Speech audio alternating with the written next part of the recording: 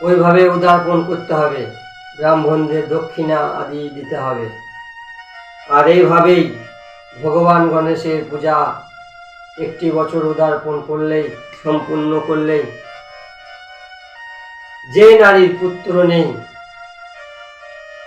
পুত্র কাঙাল, সে পুত্র লাভ করবে। আর যে নারীর পুত্র ছেড়ে চলে গেছে স্বামী, সে স্বামী ফেরত আসবে।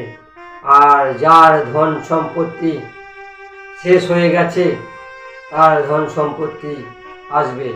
আর যে ধনহীন, টাকা পয়সা নেই, দুর্বা পান ইত্যাদি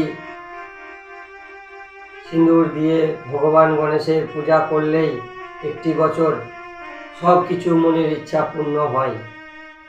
তাই এই বর দিলেন ভগবান শিব। মা পার্বতী তো অত্যন্ত খুশি হলেন, নিজের সন্তান প্রথম পূজনীয় হয়েছে। সমস্ত দেবতা নিজে নিজে ধামে ফিরে গেলেন। আর এদিকে ভগবান গণেশ, মা পার্বতী, মা দুর্গা দেবী চণ্ডীকে ভগবান শিব ও কার্তিক সুখেই বাস করছিলেন। ধীরে ধীরে ভগবান কার্তিকের বাল্যলীলা শেষ হয়ে গেছে।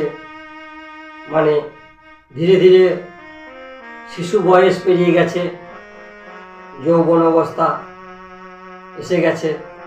আর সেই যৌবন অবস্থা দেখে ভগবান শিব ও মা পার্বতী মনে মনে চিন্তা করলেন যে আমাদের পুত্র দুজনেই সমান, বিবাহ দিতে হবে। সর্বপ্রথম কার বিবাহ দেওয়া যায়, এ কথা চিন্তা করলেন। কিন্তু মা পার্বতী, ভগবান শিব